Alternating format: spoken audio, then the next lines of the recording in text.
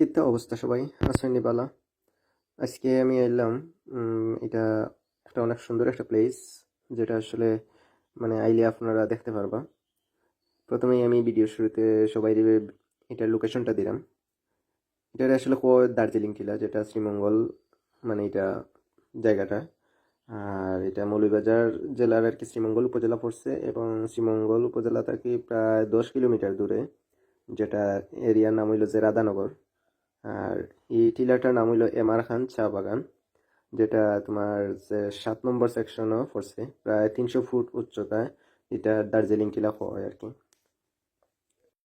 মূলত আসলে এটা এলাকার মানুষই নামটা দিচ্ছে, কারণ চা বাগানটা দেখতেই আসলে দার্জিলিং এর বিভিন্ন চা বাগানের মতো, বা চেন্নাইয়ের যে চা বাগানগুলো আছে প্রায় ওগুলোর মতোই।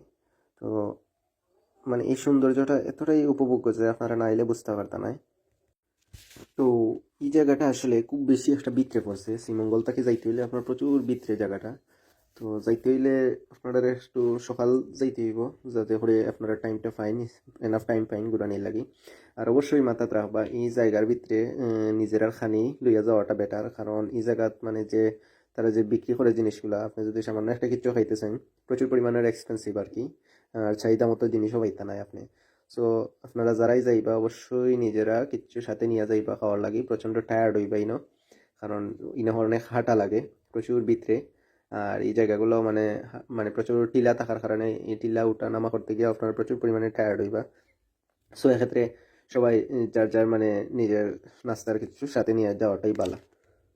আপনারা ইনো গেলে আরো কিছু প্লেস আছে সাইডে, যেমন আছে মাধবপুর লেক আছে, লাউয়াছড়া উদ্যান আছে, এরপরে বিভিন্ন চা বাগান আছে, 7 রঙের চা আছে, নীলকণ্ঠ কেবিন, প্লাস বাংলাদেশের যে চা গবেষণা ইনস্টিটিউট, মানে অনেকটা প্লেস আছে এই এরিয়ার গুলার মধ্যে, যেগুলো আসলে আপনি যদি শ্রীমঙ্গলে একদিন ট্যুর দিন, তাহলে ট্যুরের সাথে একদিনের ট্যুরগুলোতে আসলে এগুলা ম্যানেজ করা যায়। একটু টাফ হয়ে যায় যদি নিজের গাড়ি থাকে, বাইক হইলে তো আর কোথায় নেই, অনেক সুন্দর একটা ট্যুর হয়।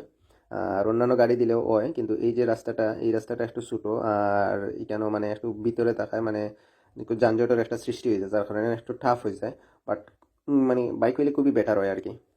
তো প্লেসটা আসলে অত্যন্ত সুন্দর, যার কারণে আপনারা মানে ফ্যামিলি লিয়েও যাইতে পাররা, বা কাপল অকল, বা মানে এমনিতেও বন্ধু বান্ধব নিয়ে ঘুরলেও মানে অনেক ভালো লাগবো।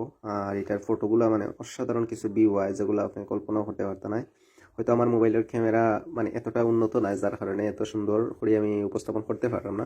কিন্তু আপনারা গেলে দেখতে পারবা আসলে কতটা সুন্দর ভিউ এখানে আছে। এরপরে আমরা যারা সিলেটি আছি, সিলেটি হোক আর মৌলভীবাজারি হোক, তারা লাগে হয়তো বা একটু কমন থাকলেও, কিন্তু সিলেটের বাইরে থেকে যারা আইবা আসলে তারা মানে তার কাছে অত্যন্ত একটা সুন্দর বা মানে অত্যন্ত ভালো লাগবো। আর এরপরেও আমরা সিলেটের যতটা টি স্টেট আছে, তার থেকে আমার কাছে মনে হয়েছে যে ওটাই বেস্ট একটা টি স্টেট, যেটা আসলে খুব সুন্দর, মানে তার টিলাগুলা ইভেন যে তার সিস্টেমগুলা অত্যন্ত সুন্দর। সো সবাই ভালো থাকবা, সুস্থ থাকবা। কথা হইব নেক্সট কোনো ভিডিওতে। সবাইকে অসংখ্য ধন্যবাদ ভিডিওটা দেখার লাগি।